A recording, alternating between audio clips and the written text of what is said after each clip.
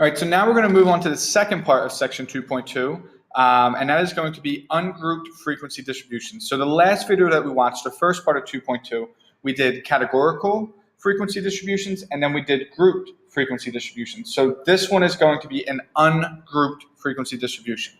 And remember, we're still thinking about the exact same questions as we had before, and how can we represent data more clearly. So if we're given this problem here, the data shown here represents the number of miles per gallon that 30 selected four-wheel drive sports utility vehicles obtain in city driving. Construct a frequency distribution and analyze the distribution. So remember, looking at this right now, it doesn't really do us much good. There's too much going on. It's not organized in any way, so it's hard for us to visualize and see what's going on. So we need to create a frequency distribution. So when we create a frequency distribution, it's going to look exactly like it did before. This is the exact same table that we were just making with a grouped frequency distribution, where we have our class limits, our class boundaries, our tally, our frequency, and our cumulative frequency. Now, remember, the first thing that we need to do is we need to figure out what our class limits are, and what our class size is, and how many class limits do we want. So we did that by first obtaining the range of our data. And if we look at this data over here, the largest number that we have is 19, and the smallest number that we have is 12. So then that means our range will be 19 minus 12, and that is equal to 7.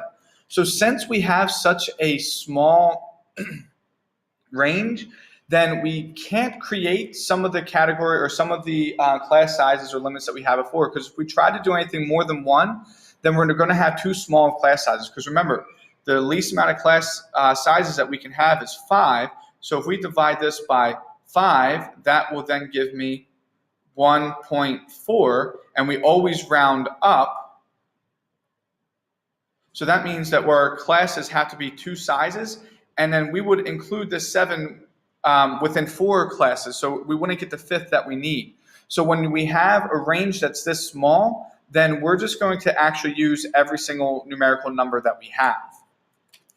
All right, so now I added in all of our class limits, because since we only had a range of 7, we needed to make sure that we had all of our numbers from our smallest to our largest. So we have 12, 13, 14, 15, 16, 17, 18, and 19. So now I'm just going to start filling in this table. So remember, to find our class boundaries, since we end in a 1 point, we would then take that 12 and we will subtract 0.5, and that will give me 11.5.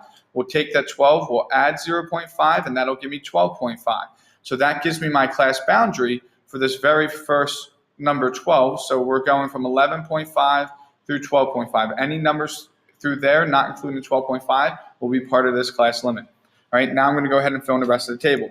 All right, so we fill in our table this way because remember, our table must be mutually exclusive, meaning that none of the numbers from either the limits can overlap with each other, and they must be continuous. So we must include every single number in between 12 to 19, even if the number doesn't have any parts of this data. All right, so now we're just going to go ahead and tally these up. So remember, we start with our very first row. So we have 112, 116, 115, another 12, and a 19. And then I'm going to go ahead and tally the rest of this table up.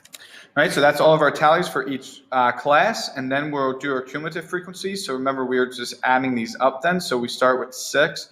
6 plus 1 gives me 7. 7 plus 3 gives me 10. 10 plus 6 gives me 16. 16 plus 8 gives me 24. 24 plus 2 is 26. 26 plus 3 is 29. And 29 plus 1 is 30. All right, so now remember, this frequency distribution, this one is ungrouped because each one has their own individual class, because there wasn't enough numbers in our range to give multiple values for each class. So that's why this is ungrouped. But remember, this table is just easier for us to see and visualize. When we're looking at the raw data, like we were in the PowerPoint over here, we can't really make any statements about this. We can't analyze the distribution. But if we look here, we have 30 total vehicles that we studied, and from 15 to 19, we have 20 of the vehicles. So we can say that a majority, or almost, we can say that 2/3 of the vehicles get 15 miles per gallon or more.